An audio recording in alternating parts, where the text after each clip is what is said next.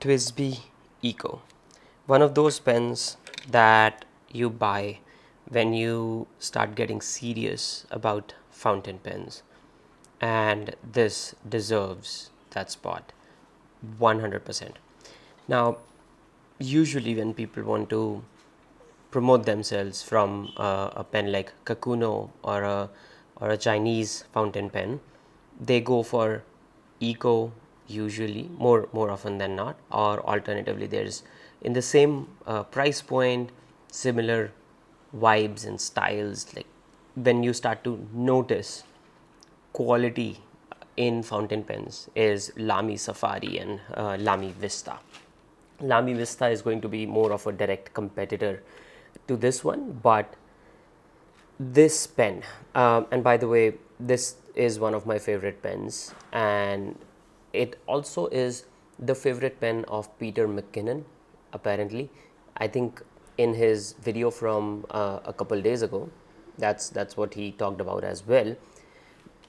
I have the Eco-T variant. I'm going to take you through the whole pen, how it writes, etc. I've got the Eco-T variant, as in the grip area that's not round in Eco-T.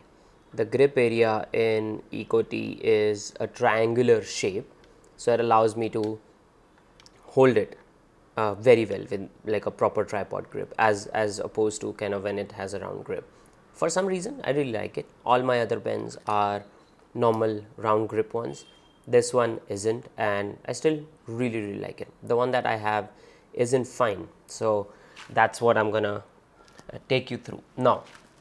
Let's talk about what's interesting in this pen and why this makes the cut. Number one, you might have already seen it, right? This is a beautiful looking pen which highlights the ink that's already in. And one thing that I really like is that ink also gets highlighted within the feed section. Oh man, this looks really beautiful. It's definitely a very beautiful pen. It's a piston filler pen, very high capacity. It does last really long. The back finial is kind of huge, and just to maybe let's have a look at the size, right? I've got two things to compare here. I've got the Pilot Metropolitan, so it's much thicker than Metro, probably I'll say like a few millimeters longer than Metro as well. I've also got this mechanical pencil here. So the pencil is slightly longer, but of course if you can see the thickness, it's a big difference, right? But this pen, come on, this pen is a beauty. It's a beast and it's a beauty at the same time. And as I said, the good thing is you can see the ink. It looks very beautiful. Pens on my desk have come and gone. Gold nibs, I've changed inks, I've changed gold nib pens, on and on. This is one pen that has stayed consistent throughout for last few years. It's always been on my desk. It's always had ink in it, and it's always had a place in my daily notes, in my meeting specific notes, in my to-do lists and whatnot. I've always picked this up. Right now I have inked it with KWZ Honey, and I think it's been this way, like with Honey, for now maybe a couple of years. Right before that I had it inked with Diamine Oxblood.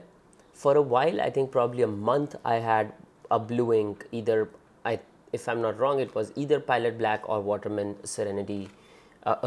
It was Pilot Blue or Waterman Serenity Blue, and then it was Diamine Oxblood. But now for the last couple of years, the only ink that I run this pen with is KWZ Honey.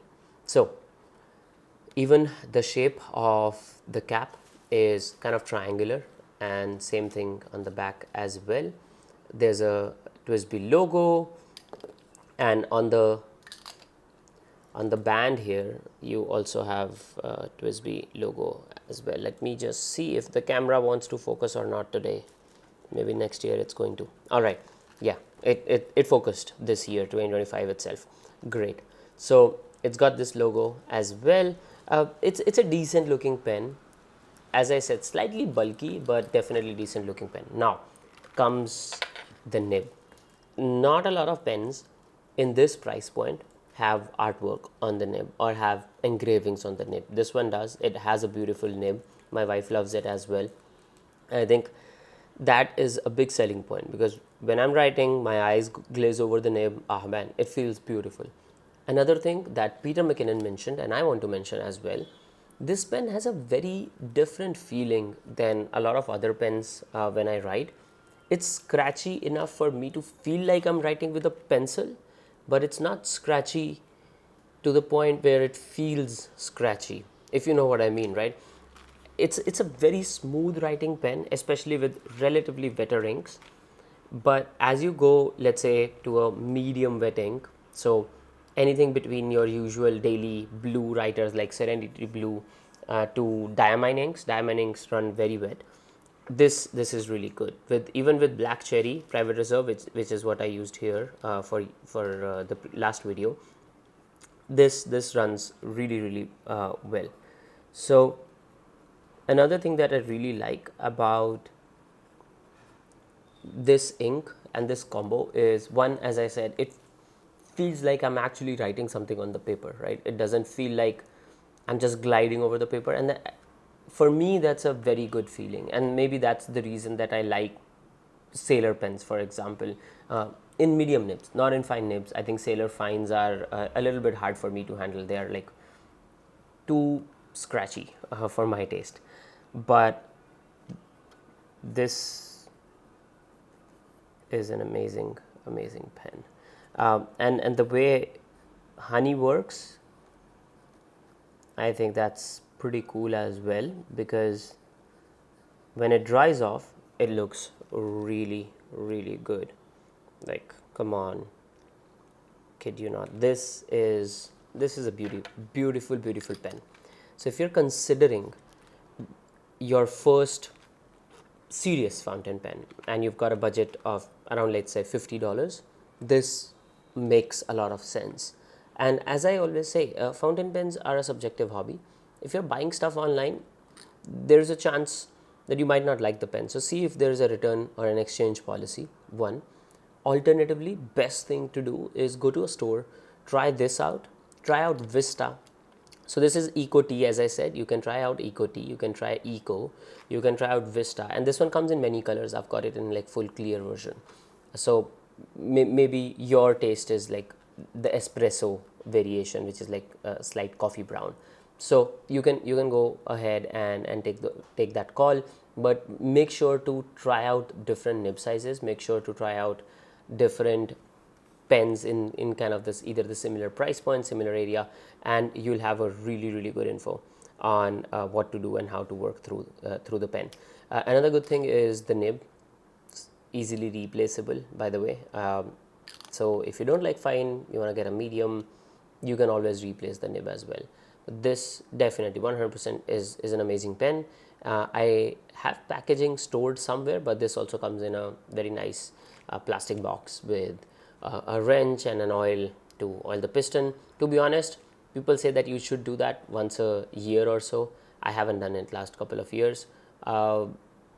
As of now, I don't feel like I've destroyed this pen by not doing that.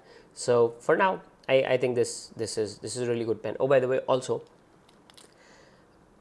if you keep it unused for a few days, the ink doesn't dry off. I think the seal on the cap works really well.